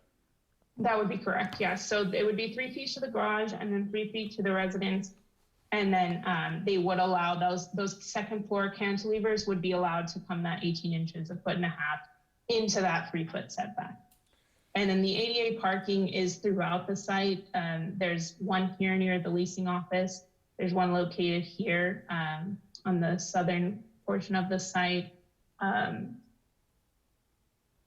There's 4 in total. I'd have to look for them. So I believe, without really researching the building code, that these setbacks, front setbacks, the 3-foot setbacks, they're primarily at the front, so that the applicant probably is, I think that normally if you're less than 3 feet to the property line, you are not allowed any openings in that wall. But I think because of the drive or the street, I think they're probably getting flexibility there without really getting too far into the technical building code aspects. But normally on the side, for the 5-foot, if you have a porch or a structure anything within 10 feet has to be a 1-hour fire rating with a residential permit, residential occupancy. On the sides, if you're going to have a porch or any structure that is made out of combustible construction, that would have to be protected. But what primarily my main issue is that the only accessibility feature on the floor plan is for the manager's office. I don't see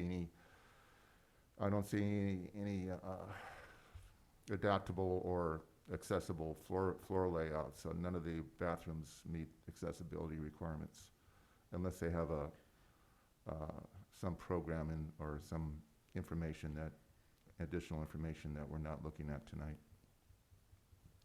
Yeah, we do have the Kuipers, John and Michael Kuiper, who are the developers. They're actually the ones who are currently constructing the Westfield development right next to the adjacent to the east of this project, and they actually have these multifamily units spread throughout. This commission, the Planning Commission approved. There's some single-family homes. I think it's a total of 156 units with I think it's like 26 duplexes spread throughout, and so they're gonna carry over those just duplexes and triplexes for this project, and they can address Well, I'm that sure right now. they're very well acquainted with the accessibility requirements. Yes. I would like to, is it proper to get their commentary now, or shall I open up the public hearing? City Attorney Epperson, would that be okay per Chairperson Hubo's question to allow the applicant to speak without opening the public hearing to get the applicant's comments? Yes, that's fine. Okay, Thank you. would the applicant please address the commission on the questions that I had? Commissioner Huboy, before we do that, I'm wondering if it might be better if we just ask questions because there might be other questions that come up that the applicant will need to answer for us. And I'm wondering if it might be better if you just hear from all the commissioners and hear their questions and then ask them, the applicant, to respond. That's correct. Thank you. Thank you, Roxanne. Yes. Any other questions or comments from the commission on the staff report? So I have one, I think, quick question, if you can hear me. Yes.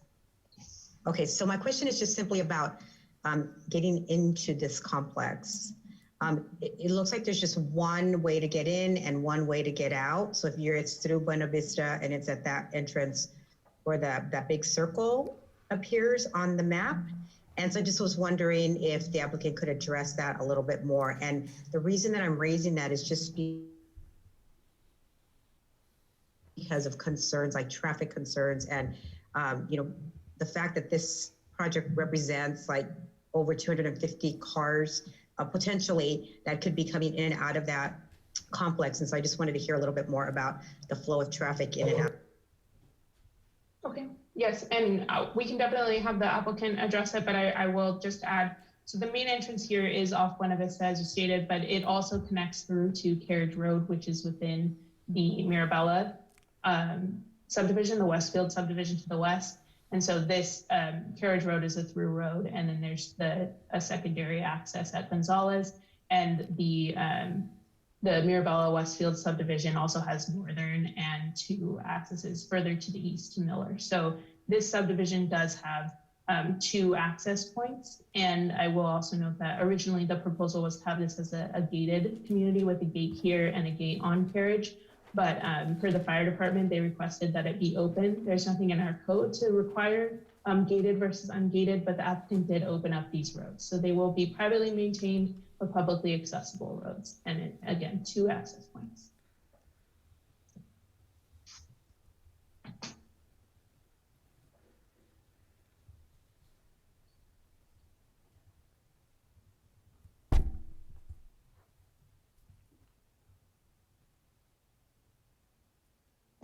Roxanne, is there any other questions or comments you have? Well, that's it. Thank you. I'd like to hear from the project applicant regarding the accessibility features. Thank you, Chairperson Huboy. We do have Michael Kuiper and John Kuiper on the line. Hello, everyone. Can you hear me? Yes. Hi, yes, this is Michael Kuiper. I would like to get to the accessibility issues. We actually have our architect on the line, as well as Mark Zonrich in the lobby. But I was hoping to kind of comment on the project more generally. So I don't know if you would like to first speak with our architect about the accessibility, or would you like me to go first? If you have just general comments, I would prefer that your general comments when I open up the public hearing. Okay. What I'm specifically asking for from the project applicant is how he's addressing the accessible requirements. Right, and he is here in the Zoom, our architect, and he's ready to answer on that, but I don't know if we can unmute him or pull him in. Abraham, that's Mark Zonrich. Very well. Yes, it looks Thank like you so much. You're welcome. Yes, can you all hear me? Yes. Yes. Hey, good evening. Thank you. To address your question in terms of the accessibility, the Plan 4 units have been designed to be adaptable ADA units. I'm not sure if the turning radii and stuff were shown on the floor plans, but they are designed to be accessible. In addition to the ADA spaces on site for parking, the 4 spaces, there are 2 that are located by the leasing office, and then 2 in the southwestern corner, or southeastern corner, I'm sorry. And they're notated by the hatched kind of spacing that would be the van accessible space. Thank you for that. I do know that adaptable units don't have to put the grab bars in right away, but they have to meet the clearance requirements, and there are some issues. But I know that a lot of these issues will be reviewed during the building permit stage. It's not for us to really get overly technical, but I have to say is that what we're approving here, I did need some commentary on how accessibility was going to be addressed, because it's a very important issue these days. So, and even at the planning stage, we look at accessible routes. And, Sure. you know, the accessible routes need to be shown from the public sidewalk into the accessible units or adaptable units. So typically we do call for accessible routes to be included on your graphic presentations here. Although, you know, I'd like to see that in the future. Although I know that when it goes through when it's routed through the permit review, they're going to really take a very, very stringent look at that. So this is something I feel, as an architect, I feel compelled to bring up in the discussion, that I did not see the clearance requirements for the adaptable units. So it's just, I needed to get your response to that, judging it is important. And you do know that regarding property lines, that if you're less than 5 feet, that you'll have to fire rate projections and also porches. Yes. And all that. Yes, we have taken a look at that, and I'm not sure if it was you or someone else notated that one of the ways that the California Building Code looks at it is assumed property lines, in which case when we have an alley or a street, it's assumed to be at the center line of that thoroughfare. Similarly, along the Paseo there, there would be an assumed property line in between those structures, and we have taken a look at that. Yeah, I think in your fronts, I think there is there's an exception for the fire rating when you're overlooking a street or public right away of street or alley of such or a drive. So I think your fronts are okay, but I think you need to, on those side ones, you need to pay some close attention to the fire rating requirements on the side setbacks. Yes, we are. Okay, and also allowable openings, because you can't draw. Correct. You can't have imaginary property line when you're only 5 feet from the fence. So they're gonna, when it goes through 4-leaf, they're gonna ask you to do a calculation on the allowable openings on those side yards. That's correct. Yes. Yep. Okay. All right. Well. Thank you. Thank you. That was. I think we're ready. If any other comments or questions, I'll open up the public hearing now at 21 minutes to 8. Speaker cards? Yes, thank you, Chairperson Hiboy. We do have some speaker cards. We have Michael Kuiper. Michael? Hello again, everyone. Can you hear me? Yes, we can hear you. Hello. Great. Okay. Good evening, commissioners. My name is Michael Kuiper. I am here on behalf of the applicant 1620 Buena Vista LLC. So first and foremost, I just want to thank planning and engineering staff for all their assistance and feedback in preparing the plan before you tonight. Thank you, Eva, so much for that excellent presentation. This project has evolved many times since our first proposals to Planning Commission back in 2015. We're very excited with the final outcome. And if I may, I'd just like to quickly give a bit of background, and then I can turn it back to you if you have any questions about the project. So the applicant is an affiliate of Kuiper Homes. We are a family-owned home building company. We've been in business for over 40 years and active in Hollister for the past 5. Currently, as Eva mentioned, we are building our Westfield project, which is located immediately next door to this 1620 Buena Vista property. For years now, we've been hearing the city express a desire for more multifamily housing. At Westfield, the planning staff actually suggested that we build 26 duet units in addition to the single family homes in the subdivision. For this project, Abraham and Eva asked us to propose a percentage of the subdivision that would be multifamily. We initially agreed on 20%, but then we reconsidered once we started getting public feedback on our duet rental units at Westfield. The duet units have been incredibly well received. As of today, we have tenants in all 16 of the units that we have completed thus far. And so between the success at Westfield Duets and the city's need for more multifamily housing, we decided to go all in. And the plan before you tonight is 100% multifamily with private streets. Just like our Duet units at Westfield, the product here is designed to blend in with the character of the surrounding neighborhood. Although this is an attached product, each unit has a 2-car garage and a backyard, so these truly live like single-family homes. For Hollister residents looking for the single-family lifestyle but not ready to buy a home, these will be a terrific option. As Eva mentioned, we're also adding a 0.63 acre expansion to the Westfield Community Park, including a new playground and a dog park, which will benefit all residents in the area. And also, just so you know, our intent is to hold these units for a long time. Kuiper Homes has built 84 similar attached townhomes in Turlock 15 years ago, also surrounded by single-family homes, and we are proud to own those townhomes to this day. We would love an opportunity to do the same thing here in Hollister, and now if you have any questions, we're here to answer them. And we also have our architect, Mark Zonrich, and our engineer, Tony DeMello, if you have any technical questions about the plans. Thank you. Thank you. Any questions for the applicant? Thank you. Thank you for your presentation. Thank you. You're welcome. Thank you, Michael. Our next speaker is Caroline Tikoniok.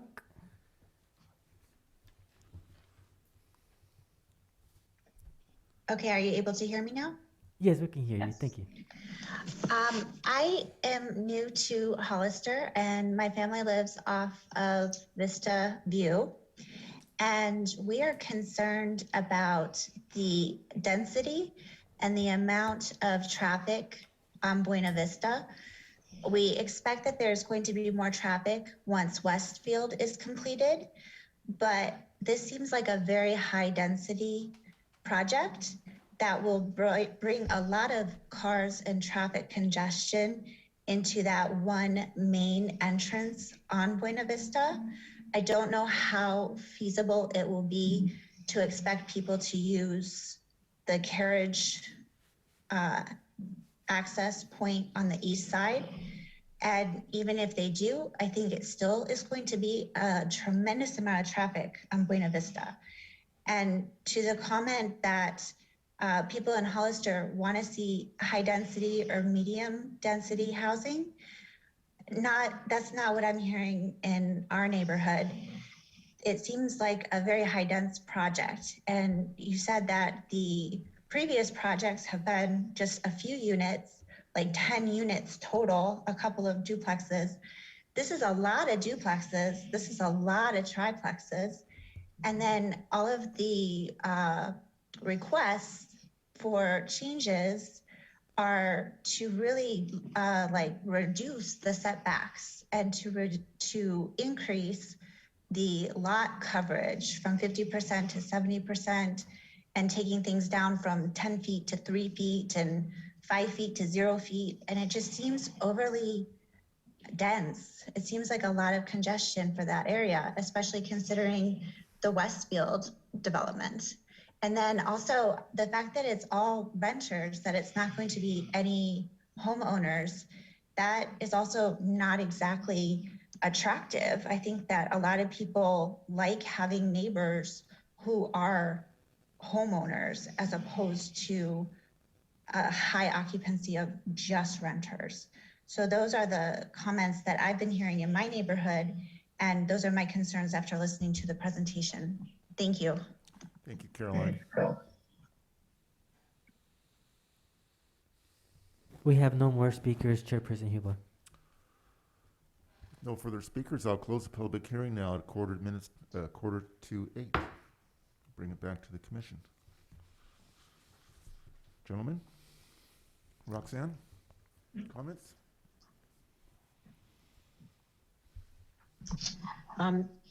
My only comment is I have the same concerns that the previous speaker just mentioned. I think it's a great project, and I do agree that we need rental units in Hollister. My concern is the location. Buena Vista has been impacted by a lot of development in recent years, and it's increased traffic and a lot of concerns raised in various forums around that, as well as issues around safety and then schools. So that's my concern. I'm just really concerned about the location. I think that we do need this kind of project because there is a real shortage of rental units. But I'm really concerned about that, the location.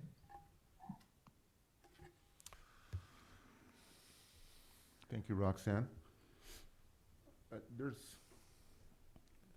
things that I think that are very attractive about this project.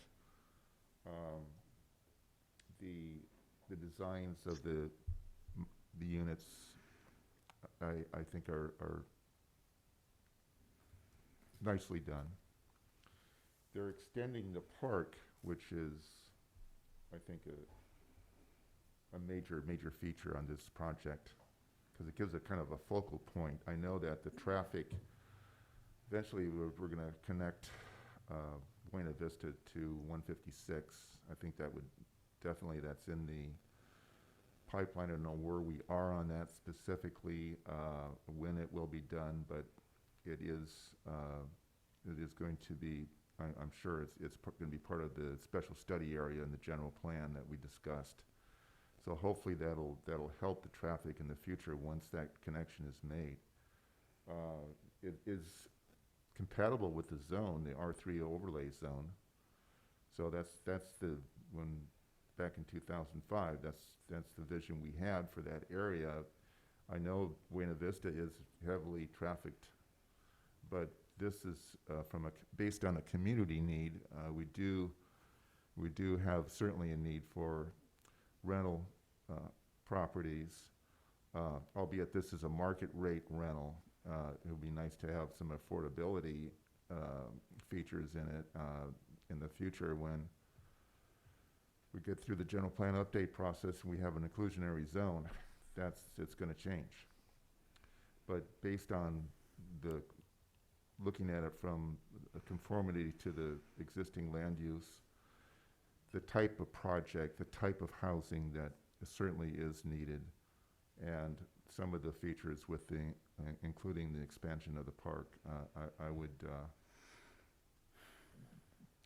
would go along with it, but knowing that there's going to be some, when it goes through the building department, there's going to be some fine tuning on regarding the accessibility that I mentioned earlier. Those are my comments.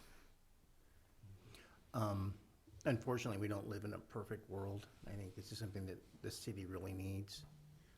It's like the commissioner said, we could use some low income, but we need something, or we do nothing, and then people move further and further away.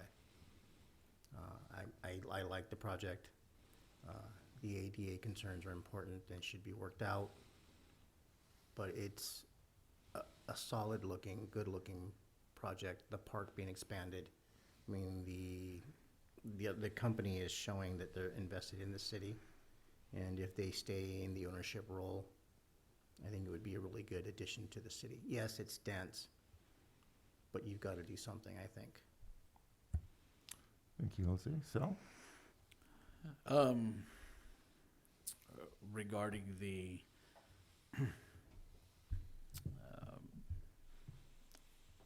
ADA parking, I know that there's 4 spots, 2 at the leasing office, and then 2, and I believe they could be correct. I mean, could be incorrect, but I believe it was the southwest corner. I like to see maybe it spread out a little bit more. That way, because it's a pretty large community. I like to see it spread out a little bit. Looks like there is a possibility that it could be done. So I like to see that. I really like the idea of the fact that the park is going to be extended. That's really good. Kids need a place to play instead of going to the school to go park. The one thing that I like to see, which I don't think it's necessarily our authority to do, but just a personal comment, is maybe instead of just having the play structure, maybe had some swings or something to it, some a little bit different. I have seen some of these play structures in other developments, very tiny, not used. It's very limited in space. I like to, it looks like there's plenty of space maybe to add like a swing or component to it. I think that'd be great. Again, I don't think that's necessarily in our preview, just a personal comment. You know, to address the issue of, you know, it's not what what residents in that particular area are desiring. You know, like Commissioner Fernandez says, this isn't a perfect world. I mean, I think this is the townhouses and duplexes. I think they're a better option as opposed to apartments, because it does give renters a feel of a sense of a real home as opposed to apartment. Nothing against apartments because they are needed as well. But I do like that aspect. I don't think that it brings down the value of a neighborhood by having these duplexes and triplexes. I don't think that that's necessarily going to attract a bad element. Just because people are renters doesn't necessarily mean that they're bad people. I think that there's some real people that make decent money that just can't afford to purchase. And in my profession, I see that a lot. And it's better than having to live in an apartment. So I think this is a need that for our community. I'm glad that we're seeing projects like this come about. You know, as someone who lived in an apartment years ago, if I had something like this, I definitely would have tried to live there as opposed to an apartment. So I think that we're giving people an opportunity to have like a home environment, especially for the kids to have a backyard and those kind of things. So I think that's great. But yeah, I really like this project. I think it's great for our city, and yeah, I'd like to see more of stuff like this throughout the city. You know, this is in one area, but it's one developer. And hopefully we can attract more developers to build something like this. Thank you, Sal. Seth? I think the one of the concerns in regards to the parking was already addressed. That was brought up. This definitely helps a much-needed void in which there is no rentals available. You know, even the past planning manager was in that same situation, Brian Swanson, when he moved here. He couldn't find a place to stay. So I definitely see this as filling that void. The other thing that I like is that the developer has a stake in the game in which he is going to manage it and own it. And, you know, there's some accountability with that. So, you know, next time they want to do a project or a proposal, you know, you can always look at this and see how well they're maintaining it. So I definitely like that buy-in from the developers to, you know, be willing to take on this project and own it as well. As far as the you know, the traffic, those are always concerned when there's changes going on. And, you know, that's something where, you know, the city would have to work with the community to do traffic studies and improvements in that sense. So that way, this is a good quality of life for everybody and the surrounding neighbors. Okay, thank you, Seth. Yeah. Any other comments? I entertain a motion on this item.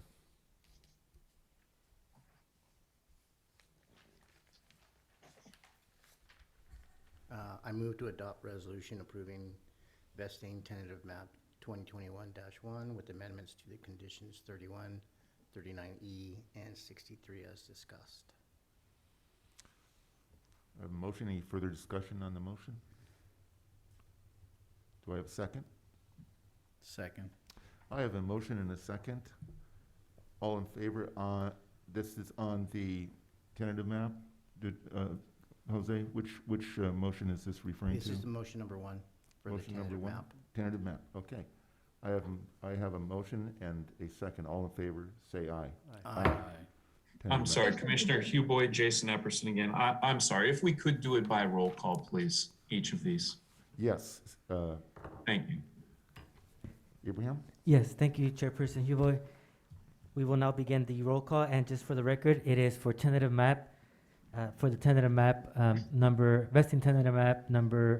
2021-1, which is Planning Commission Resolution number 2021-14, and the roll call will begin at this time. Commissioner Seth Munzer, Aye. Commissioner Salvador Mora, Aye. Commissioner Jose Fernandez, Aye. Commissioner Roxanne Stevens, Nay. Commissioner Chairperson David Huboy. Yes. Thank you. The vesting tentative map passes 4-1. Now I entertain a motion for the conditional use permit.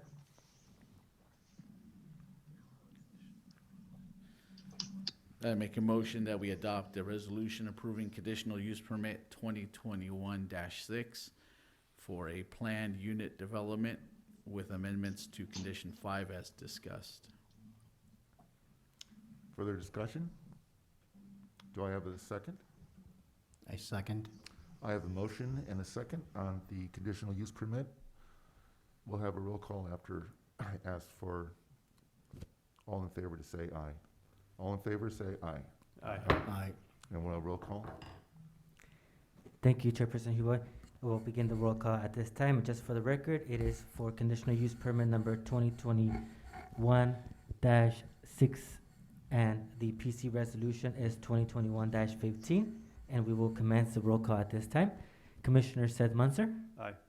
Commissioner Salvador Mora, Aye. Commissioner Jose Fernandez, Aye. Commissioner Roxanne Stevens, Nay. Chairperson David Huboy. Yes. Thank you. The motion passes 4-1. That moves us to the site and architectural review.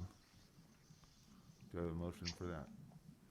I'll make the motion to adopt a resolution approving site and architectural review, 2021-4, with amendments to the conditions 12 as discussed.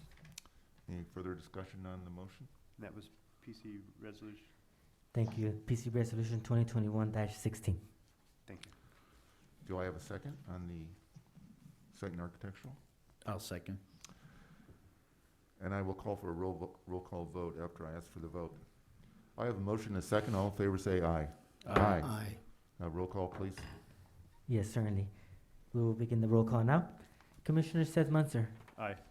Commissioner Salvador Mora, Aye. Commissioner Jose Fernandez, Aye. Commissioner Roxanne Stevens, Nay. Chairperson David Huboy. Yes. Thank you. The motion passes 4-1. Congratulations and good luck on your project. Good luck and thank you for bringing this project. Okay. That concludes our public hearing items for this evening. Now we go on to new business. Commissioner Huboy? Oh. I just wanted to remind you of The minutes? the minutes. Thank you. I knew I was rolling too well there. Okay, I'm going to ask, and I know we have two, Seth and Roxanne needed to abstain because they were absent.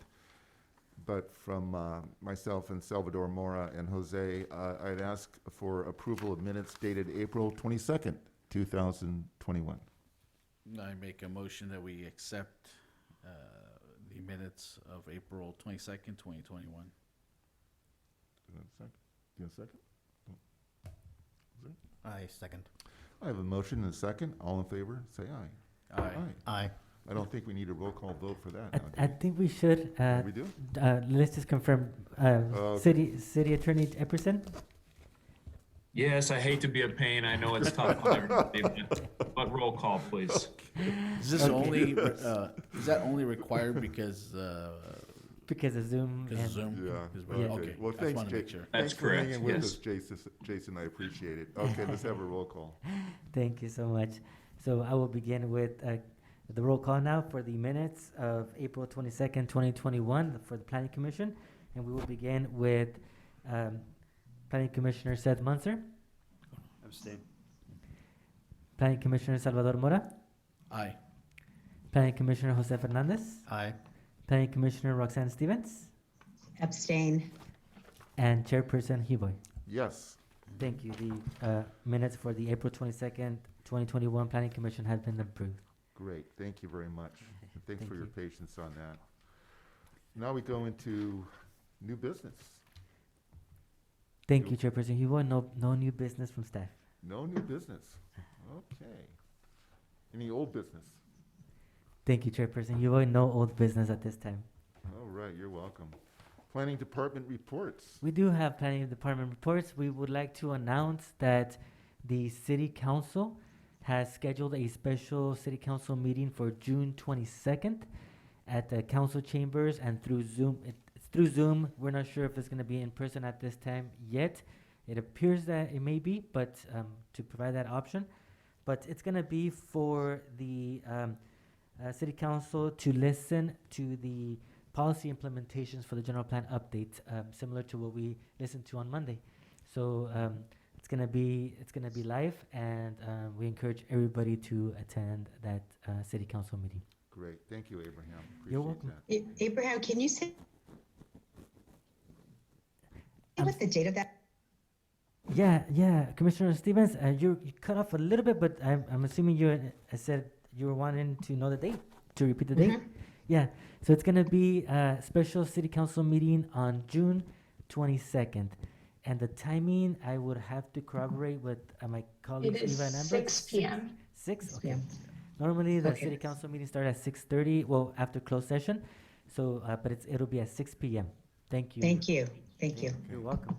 And also, just wanted to let you all know that City Council did adopt a resolution, essentially not having any meetings in July. So, and that goes for all commissions as well. So, just we do have our next Planning Commission meeting on June 24th, and that's a regular Planning Commission meeting. But just in case you are looking into possibility of vacation time or whatnot, just note that July we have no Planning Commission meeting. Okay. Thank you. Gee, with no Planning Commission meeting, what am I gonna do? I think you all know what I do. You play guitar a little Play more. guitar, yeah. Or sketch. I like to go sketching now. Yeah, all right. Okay, that's my Planning Commissioner report. Any other Planning Commissioner reports? No, I'd just like to thank Commissioner Stevens as well as Commissioner Huboy for their work on the general plan update. It's a huge task that you guys have taken on. Definitely appreciate all you guys' hard work, as well as city staff, everyone involved, including our community members that are part of GPAC. GPAC, yes. We appreciate all your work. We appreciate PlaceWorks for all the hard work, and we look forward to the final product. Great, thank you, Sal. And I do have. Thank you. I do have one another announcement that on a special weekend and remembrance of on Monday, Memorial Day, and I just want to give my heartfelt thanks to all the people that have given service to our country, and especially those who have given the ultimate sacrifice for our freedom. So that's a very special day, and I just want to say that that we have a memorable Memorial Day for our community. Great, thank you. So that.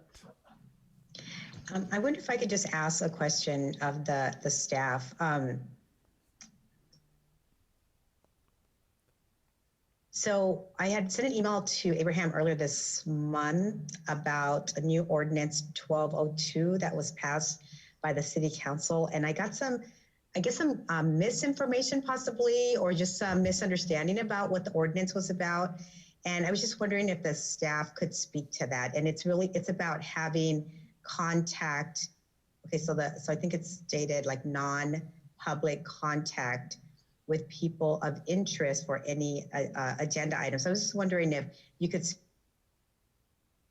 speak to that, because I did get some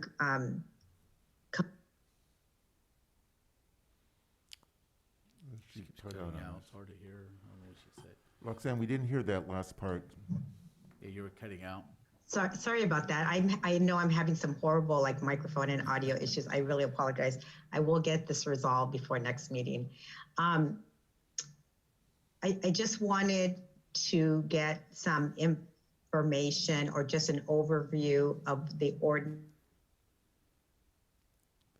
Of the ordinance. 1202 that was recently passed by the city council? Did you get that? Yes, yes. Abraham, can you respond to Roxanne's request there? Or- Yes, yes, absolutely. So the city council did adopt an ordinance recently, and the ordinance 1202. I'm trying to look it up, but I did.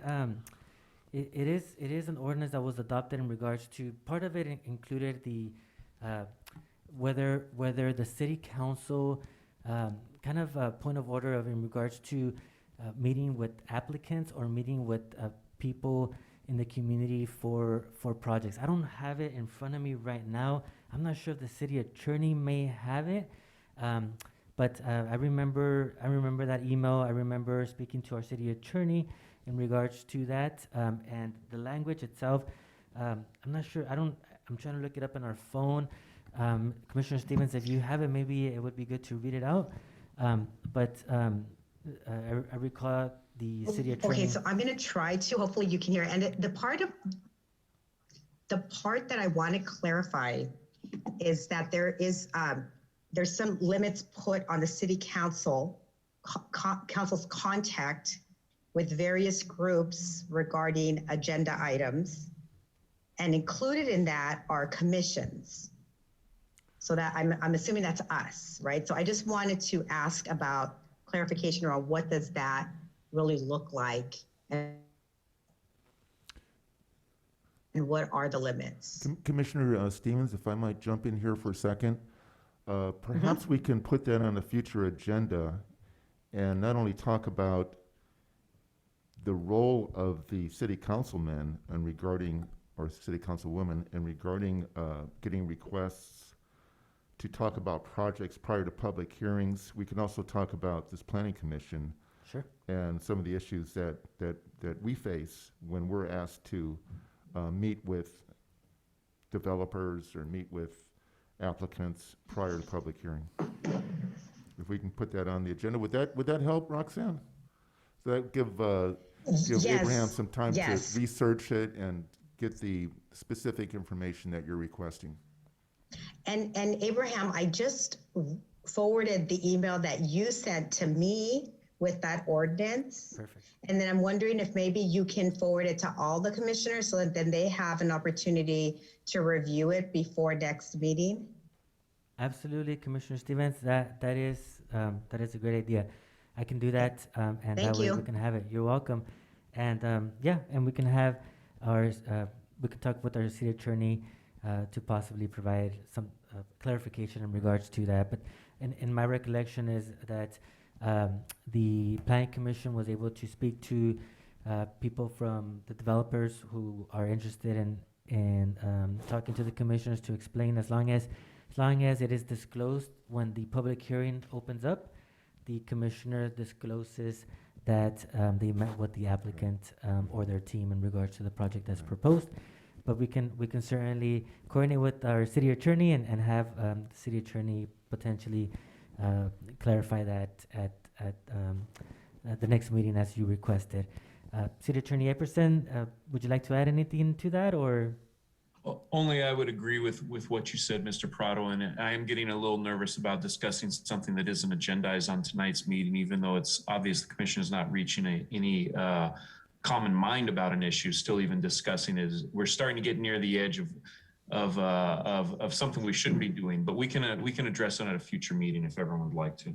Yeah, I think that would be Great. Yeah, that's the best thing. That way we can research it, because I have read through that ordinance, and in my opinion, it's very poorly written, because it's very contradictory as well. So hopefully we get some clarification between now and then.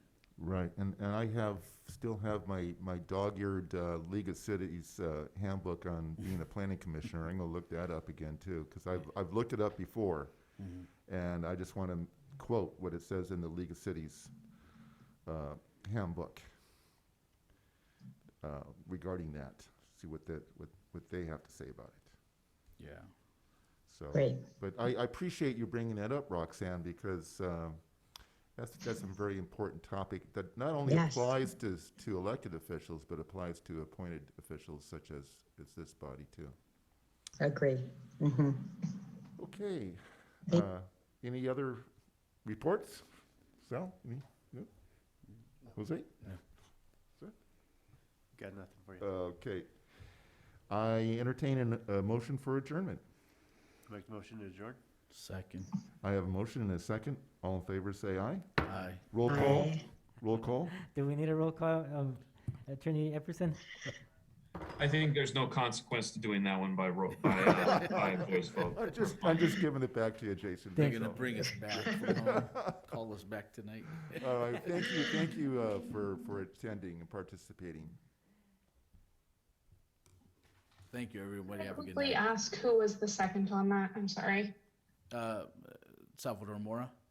Thank you so much.